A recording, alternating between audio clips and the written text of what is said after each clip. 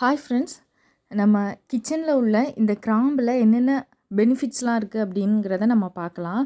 இந்த கிராம்பு வந்து செரிமான பிரச்சனையான இந்த வாயு தொல்லை அஜீரணத்தெல்லாம் குணப்படுத்துறதுக்கு உதவுது.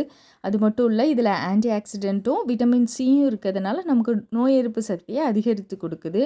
இந்த கிராம்போட எண்ணெயை வந்து நம்ம பல்வலி, தலைவலி, அப்புறம் மூட்டு வலிக்கெலாம் பயன்படுத்தலாம். இந்த கிராம்பில் வந்து சர்க்கரை அளவு வந்து குறைக்கிறதுக்கு உதவுது.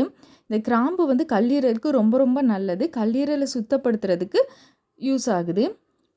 இது வந்து சுவாச பிரச்சனைகளுக்கான அந்த இருமல், சளி அது மாதிரி இருக்கிற டைமில் அந்த சுவாச பாதையை வந்து சுத்தப்படுத்துறதுக்கு இந்த கிராம்பு ரொம்பவே யூஸ்ஃபுல்லாக இருக்குது. கிராம்பு வந்து மன அழுத்தத்தை குறைத்து அமைதியும் நமக்கு கொடுக்கும். இதை வந்து அதிக அளவில் உட்கொண்டோம் அப்படின்னா வயிற்று பிரச்சனைகள்லாம் ஏற்படும். வாய் துர்நாற்றத்தை தடுக்கவும் உதவுது.